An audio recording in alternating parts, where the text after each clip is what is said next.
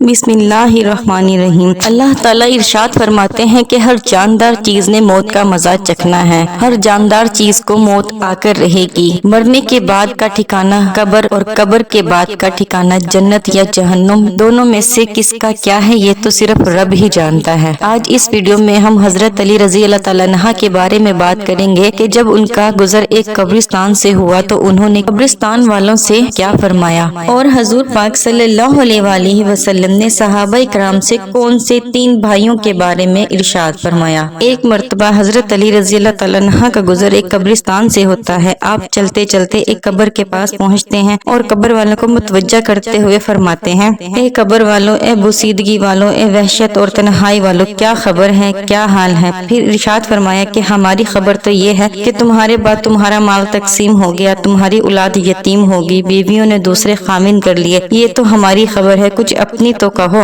آپ نے فرمایا اگر ان کو بولنے کی اجازت ہوتی اور یہ بول سکتے تو یہ جواب نہیں کہتے کہ بہترین شے تقویٰ ہے۔ یہ فرمایا اور پھر رونے لگے اور روتے روتے کہنے لگے، قبر عمل کا صندوق ہے اور موت کے وقت یہ بات معلوم ہو جاتی ہے۔ یعنی آدمی جو اچھا یا برا کام کرتا رہتا ہے وہ اس کی قبر میں محفوظ ہوتا رہتا ہے جیسا کہ ایک صندوق میں۔ ایک روایت میں ہے کہ نیک اعمال اچھے آدمی کی صورت میں ہوتے ہیں جو میت کے جی بہلانے اور انس پیدا کرنے کے لیے رہتا ہے اور اس کی دلداری کرتا رہتا ہے، اور برے اعمال بری صورت میں بدبودار بن کر آتے ہیں جو اور بھی اذیت کا سبب ہوتا ہے۔ ایک حدیث میں ہے کہ آدمی کے ساتھ 3 چیزیں قبر تک جاتی ہیں، اس کا مال، اس کے رشتہ دار اور اعمال۔ 2 چیزیں مال اور رشتہ دار دفن کر کے واپس آ جاتے ہیں اور عمل اس کے ساتھ رہ جاتا ہے۔ حضور پاک صلی اللہ علیہ وآلہ وسلم نے ایک مرتبہ صحابہ سے ارشاد فرمایا کہ تمہیں معلوم ہے کہ تمہاری مثال اور تمہارے اہل و عیال اور مال و اعمال کی مثال کیا ہے؟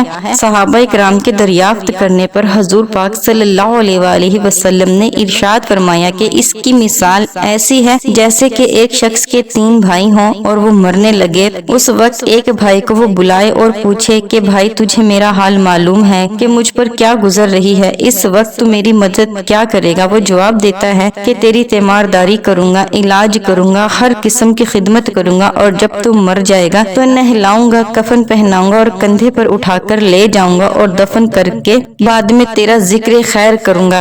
حضور پاک صلی اللہ علیہ وآلہ وسلم نے فرمایا یہ بھائی تو اہل و عیال ہیں۔ پھر وہ دوسرے بھائی سے یہی سوال کرتا ہے، وہ کہتا ہے کہ میرا تیرا واسطہ زندگی کا ہے، جب تو مر جائے گا تو میں دوسری جگہ چلا جاؤں گا، یہ بھائی مال ہے۔ پھر وہ تیسرے بھائی کو بلا کر پوچھتا ہے، وہ کہتا ہے کہ میں قبر میں تیرا ساتھی ہوں، وحشت کی جگہ تیرا دل بہلانے والا ہوں، جب تیرا حساب کتاب ہونے لگے گا تو نیکیوں کے پلڑے میں بیٹھ کر اس کو جھکاؤں گا، یہ بھائی عمل ہے۔ حضور پاک صلی اللہ علیہ وآلہ وسلم نے فرمایا اب بتلاؤ کون سا بھائی کار آمد ہوا؟ صحابہ کرام نے عرض کیا یا رسول اللہ یہی بھائی کار آمد ہے، پہلے دونوں تو بے فائدہ ہی رہے۔ اس لیے مسلمانوں کو چاہیے کہ نیک اعمال کرتے رہیں اور آخرت میں نیک اعمال، اچھے اعمال ہی انسان کی جنت میں جگہ کا باعث بنیں گے۔ اللہ تعالی ہمیں نیک اعمال کرنے کی توفیق عطا فرمائے، آمین۔